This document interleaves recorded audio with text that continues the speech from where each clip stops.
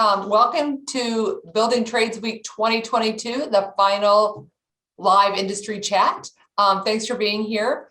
I'm Kate Lee. I'm the Executive Director of Education and Workforce for the South Bend Regional Chamber. And behind the South Bend Regional Chamber Square is Allison Herzig, who will be dropping lots of great information in the chat and has made sure that all of our schedules aligned so that we can be together for this final session.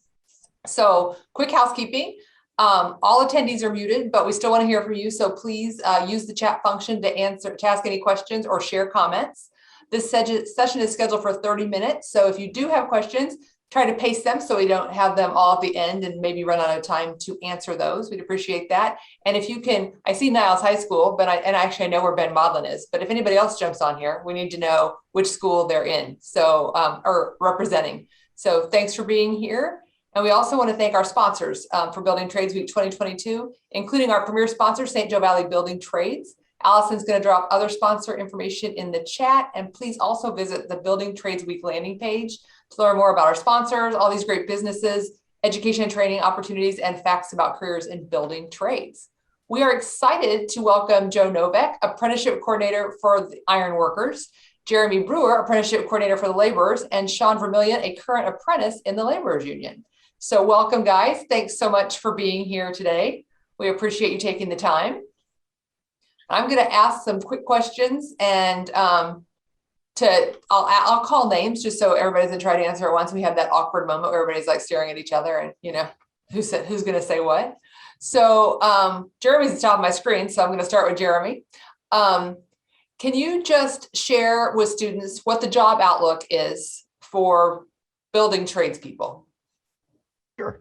Yeah, our job outlook, the forecast we have coming up for 2022 is tremendous. The amount of work out there right now is unprecedented. I've been a member for 26 years and never remember this amount of work volume across the board for all the trades as what we have right now. We've been flooded with work for the last few years. House Bill 1002 came out in 2017, the gas tax that provided funding for a tremendous amount of NDOT projects. On top of that, with the bipartisan infrastructure bill that's came through, the amount of funding that's coming to Indiana for a lot of our projects that's what's been the holdup. So with the amount of work that we have on the books, we're going to be struggling to fill job orders, not struggling to send people to work. Excellent. So Joe, you want to give your perspective on that? Does that make sense? So I can echo the same kind of sentiment. Yes, work is great now. And I would say that as it's same situation I've been in for 20 years, and I don't ever remember it being this plentiful. If you're a person that wants to work, you're working. And unfortunately, there are times whenever the economy's down that we don't necessarily end up in this spot. But now it's plentiful, and I would say it's probably about the best time to be an apprentice right now, because it's high demand and you're going to get every hour that you possibly can get. So yeah, we're looking at I would say a good 8-year run of nothing but a lot of work, big projects too. Wonderful. So then I'm going to have both Jeremy and Joe. I'll have Jeremy go first, kind of understanding what it means to be a laborer and an iron worker, the different tasks, who's responsible for what, and then we will move on and get the apprentice perspective on what it's like a day in the life of an apprentice. So Jeremy, you want to go ahead and explain that? Sure. In the laborers, there is a very diverse scope of work that we're responsible for. Whether we're looking at building projects or highway projects, oftentimes laborers will be the first ones on the job site and the last ones to leave the job site. With the building projects, we'll come in, vacant lot, set the security fence up as we start cutting footers, placing the concrete. And then when the other trades come in, we begin tending to them as well, whether we're packing in carpentry materials or building scaffold, mixing mortar, stocking the brick and block on the scaffold for the masons, or doing the final cleanup at the end of the project. There's a tremendous amount of work for building projects there. On the highway side of it, anytime you're going down the road and you see the big orange sign set up, well, that's us. We have laborers that are trained in the space and time of day. They can set the signs out, how to properly do traffic control. And then when you buzz past that flagger, virtually everyone you see on foot is going to be a laborer. The operators will be on the equipment and the laborers will be on foot out there getting it done. On our bridge projects, we work hand in hand with the ironworkers as well, getting a lot of the steel in the bridge project projects so that our ridges don't crumble. So it just depends whether you're working building projects or highway projects, but anything from placing concrete, putting asphalt down, putting the underground utilities in outside the buildings, that's all laborers work out there. A lot of green energy projects are coming in too. So whether we're looking at wind farms or solar farms, there's a lot of green energy projects that are coming in on top of the building work and the highway work. Lots of opportunities out there. And I think of the laborers as like the foundational element throughout all the trades. Like they're like a ribbon that runs kind of across the whole thing. So obviously I'm biased, but I like to say that we're the heartbeat and the backbone of the construction industry out there. There's not a lot that goes through a job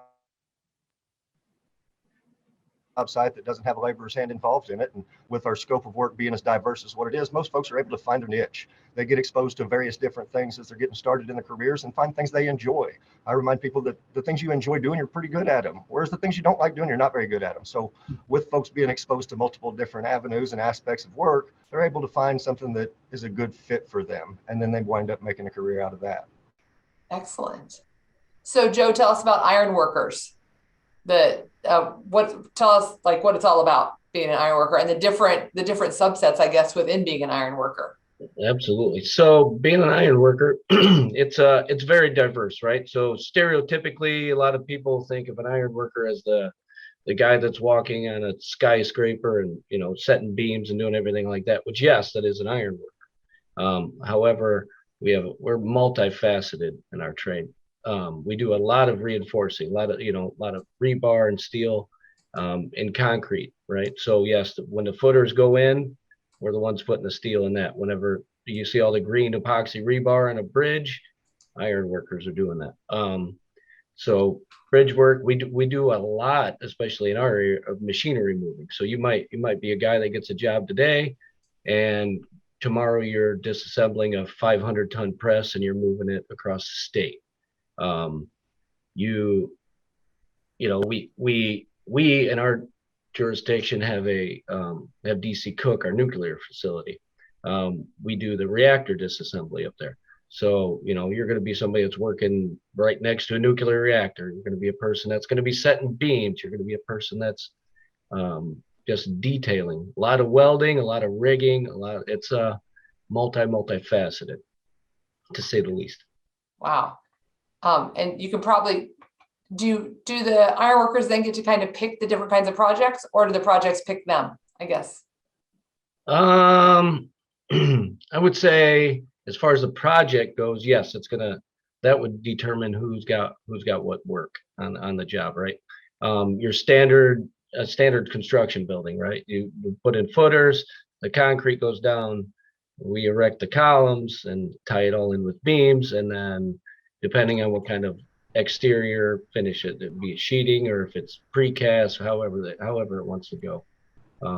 So yes, the project definitely dictates the trades, because, you know, it's a busted up thing and we all got our piece in it. Okay. Makes us all. Okay, we're going to move on to Shawn. Shawn, can you tell us a little bit about your career pathway? So you're early on in your career. Just talk about, and even go to like when you were in high school, what you thought you were going to be doing and how you ended up where you are right now. Well, in high school, like I said, I was lived on a farm with my family, and I moved on to working at a grain facility after I graduated high school. And then I had a job opportunity that came up because I knew somebody that was in the construction company, and they told me to go fill out an app. So I went up, filled out an app.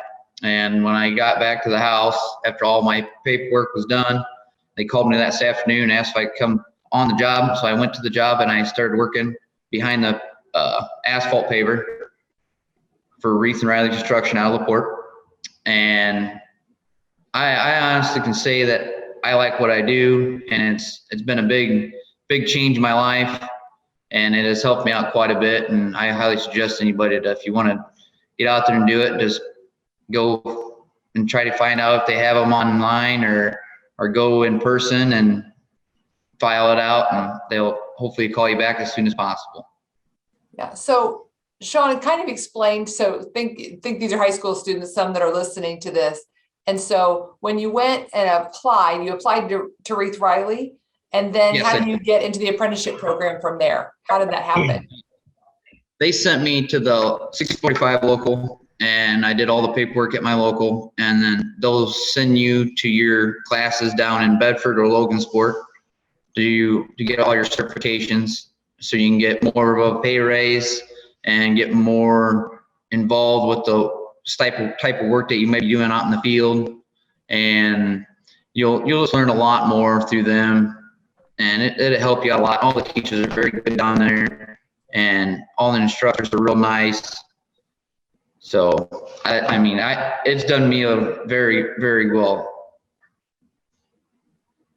Yeah. I saw a question that says, did you have to commute to Bedford and or Logansport for those classes? You can go to either side. It all depends on what classes you're wanting to take. And I just always try picking my classes out through whenever I can, and you just got to keep calling, and then whatever you're closest to, you can go to. If not, there might be a class down in Bedford, and you can go take that down in Bedford and get that class and try to get to your higher pay scale if you have all the classes. Awesome. Great. So Joe, I'm going to come to you real quick. So for the Ironworkers, like, what would you recommend for high school students to look at as far as classes to take or ways to prepare? Is there a best way to prepare? And also, what would you recommend, I guess is my question. So it can be as simple as, math is always a big one, right? Every day you're going to have to do something that involves you being able to provide some kind of a knowledge of math, be it you're calculating weights, if you're finding the center of a piece, if you're just, it's constant. So I would strongly recommend the math angle. As far as a direct hands-on skill, some people will practice welding first or anything like that. Now, you don't have to be a welder to become an iron worker, but to become a journeyman iron worker, so there isn't anything specific other than be able to do some math and have a work ethic behind you. Understand what it's like to go to work every day and just do what you're asked to do. It's really that simple. And I think that then saying that means that communication is probably important and the ability to work as part of a team. Correct. Yeah. Your team skills. I would say put to the test, right? If you're working for the same, I would say put to the test. Hey, Shawn, I think Shawn needs to mute. Something's happening. There we go. I think there was something weird happening. I keep hearing myself after I say it, and then I'm wondering what I'm saying. I'm sorry. It's the fun. It's hard to concentrate. But voices in your head. Team skills are key, right? You're working with people every day that their life's in your hands and your life's in their hands. So you got to be a good team player. You just got to have that work ethic. And if anybody wants to get into anything, just learn your math and you'll be fine. Awesome. And Jeremy, I'll pitch that to you too. What are those kind of skills and what kind of classes would you recommend? What kind of interests, I guess, for students that are coming towards laborers? Well, like all the trades, I'm big on math. However, the very first thing I look at when I have students come in with their application and high school transcript is not grades, it's attendance. That's the very first thing I go to is your attendance, because like Joe, I need people that are going to be there every day. Even if they got the field badge, it's one day, let's come to work. And so first thing I look at is attendance. The soft skills, I think young folks tend to develop some patterns early in life. And if I'm encountering an individual that hasn't missed a day of high school, their junior or senior year, odds are they're going to show up to work. So first and foremost for me is attendance. Then after that, obviously any of the CTE classes that they were able to take through their high schools. But truth is, limited experience for me equals limited bad habits to break. So as long as someone possesses that I can, I will attitude, we can train in virtually everything else at our Logansport or Bedford facility. a couple 100 acres, multiple outbuildings for hands-on training. Even if we're teaching a math class, when I'm teaching math classes, I don't stand at a whiteboard and talk Pythagorean and a right triangle, square, hypotenuse equal to sum of square legs. People look at me like I'm crazy. So instead, we're going to go outside. We're going to drive some hubs in the ground. We're going to pull a diagonal, find out what a hypotenuse even is. That's when I see those light bulb, those aha moments going. That would have been my kind of math Around there class. in class, hands-on learning the math. So sure. And I think that's a way that a lot of folks really do learn. So when we're able to get folks with the desire to go to work every day and I will attitude, maybe even something crazy like setting some goals, now we've found some folks that are really going to advance themselves in this career. And every class they take is an investment in themselves. So, and nothing better to invest in, doesn't cost a penny. So I think the classes that they're going to be taking with us can carry them a lot farther than anything they've had up until now, provided they've got a solid work ethic. Excellent. So Joe, I'm going to go to you with this one. Walk us through the Ironworker Apprenticeship Program, like the training, length of program, how you get paid, starting wages, how all that works.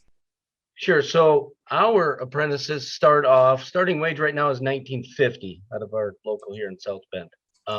And then that comes with full benefit package, right? An apprentice gets the same benefit package as a journeyman does, which includes your pension, your annuity, and then of course health and welfare and all the other things that come along with it, right?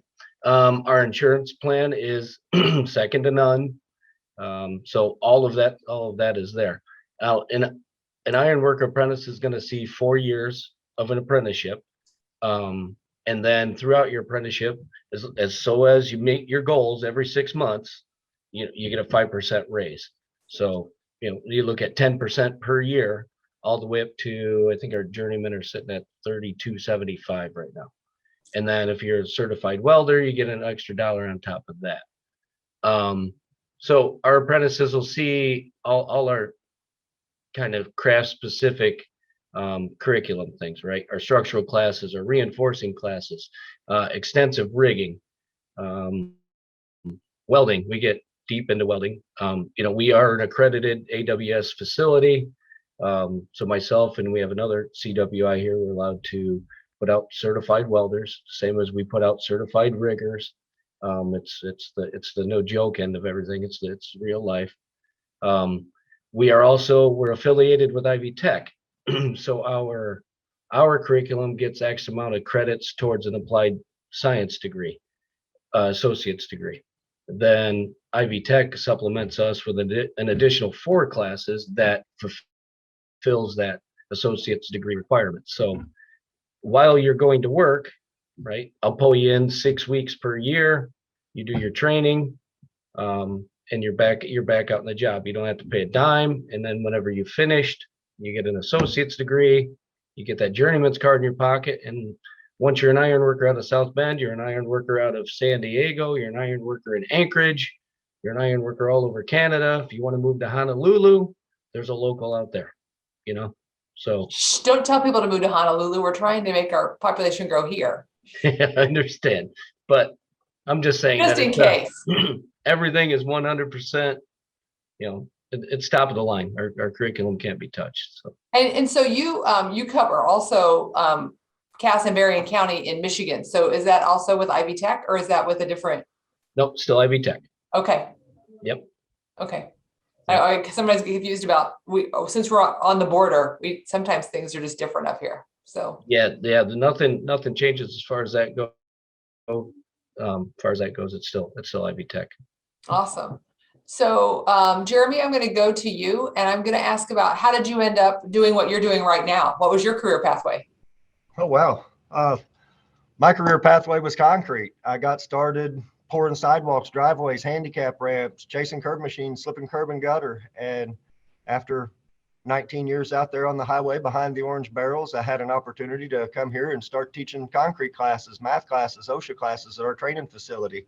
And meeting the folks here, our board of trustees, I was offered a position running the apprenticeship statewide. And now I feel like I'm one of the few folks I know that really gets out of bed every morning enthused to go to work. It's like you've found your calling and the opportunity to meet and greet with folks and provide an opportunity that potentially could be life-changing, that's something that's hard to find. So it gives me that warm fuzzy on the inside that other folks search for.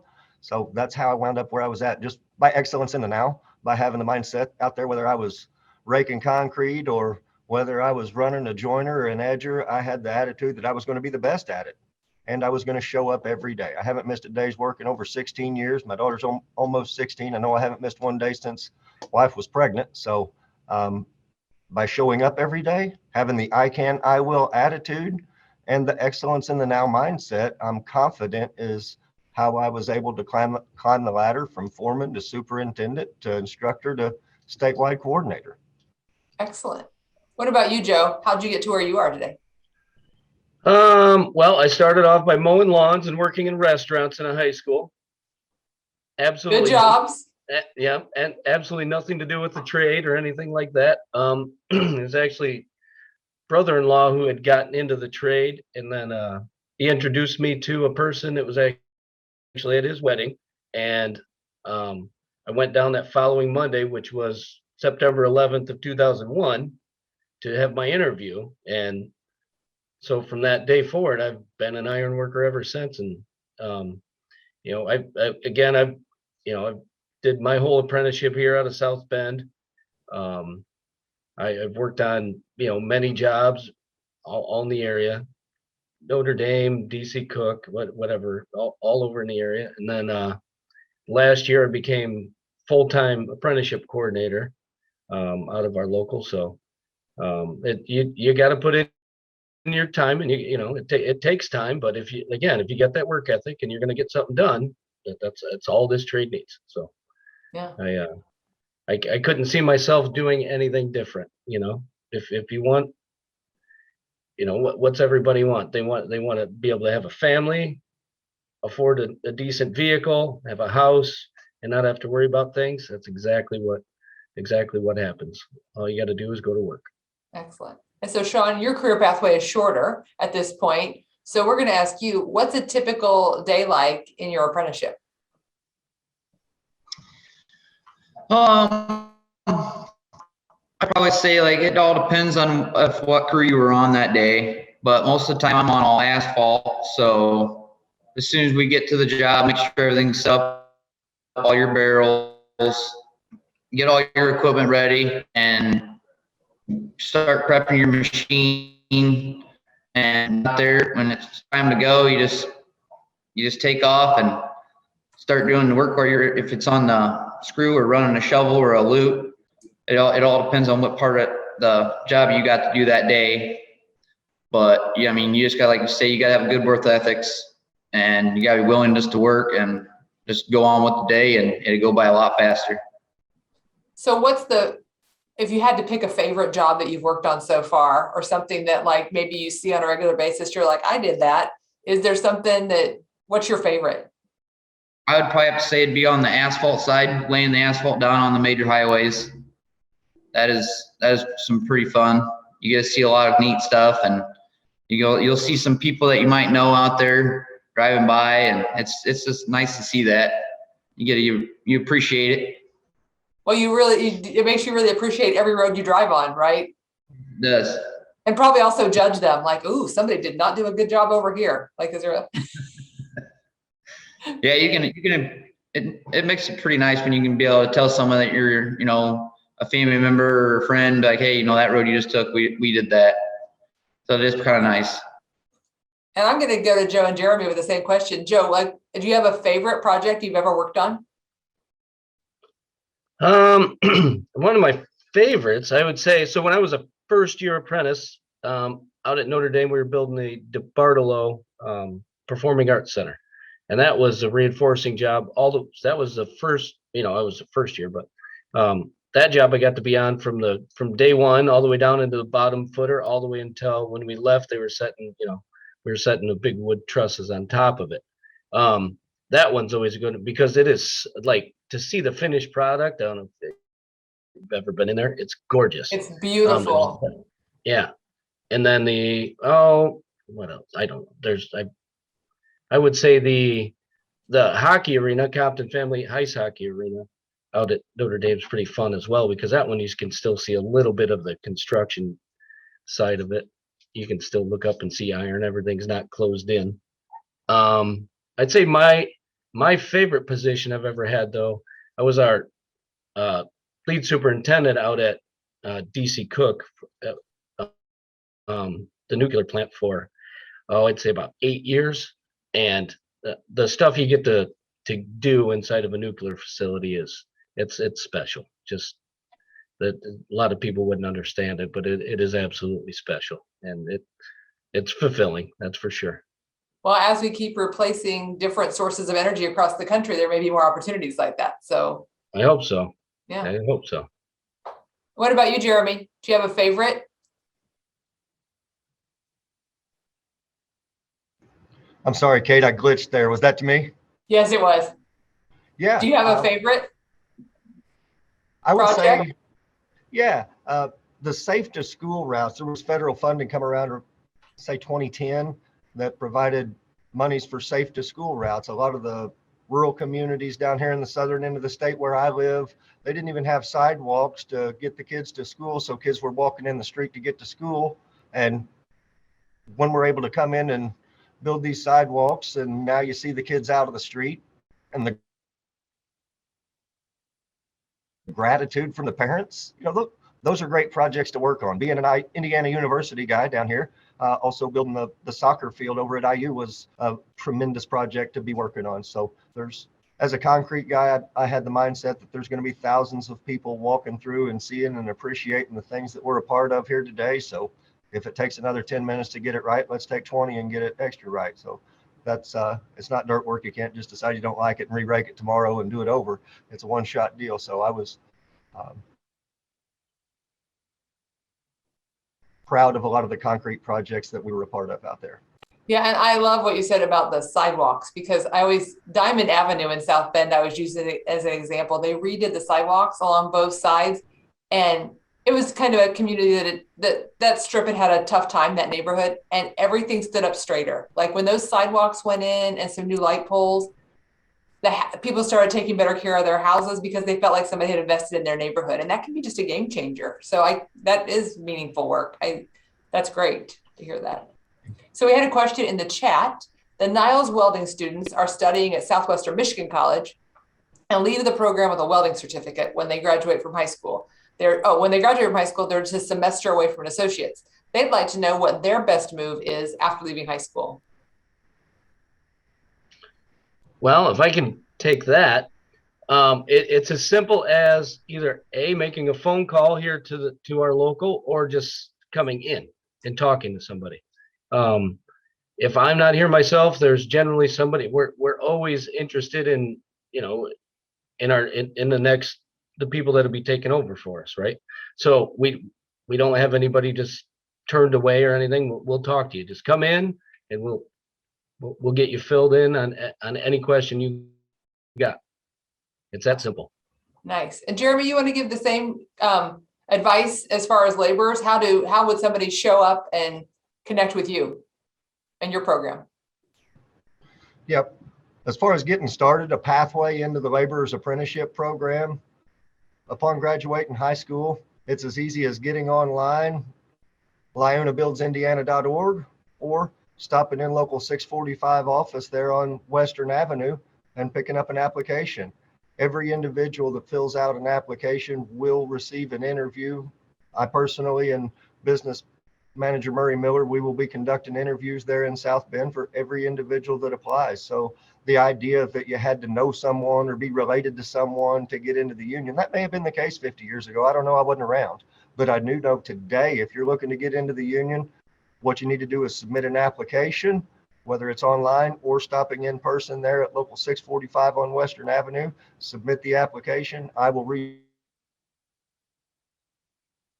out to you, let you know what the date and time of the interview is, and then look forward to handshaking and howdying when I meet and greet folks for an interview. So it's not one of those that you have to know somebody, and if you had to meet somebody, well, you met him today. So it's just that want to be a part of it.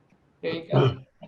And I'm going to close with Shawn as our current apprentice. So he's closest in age to most of this audience that we have here. So kind of a two-part question. Do you have any recommendations for students considering pursuing this field? I've got something weird happening there, I think, feedback. And then what do you look forward to most as you move forward through your apprenticeship and your career?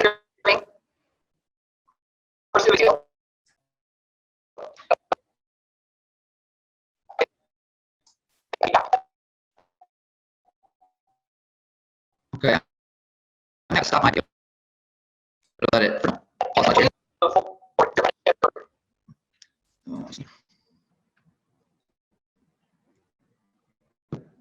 Got a little glitch here.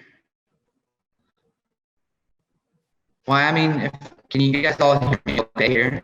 Yeah, I think it's better now. Oh, I spoke too soon.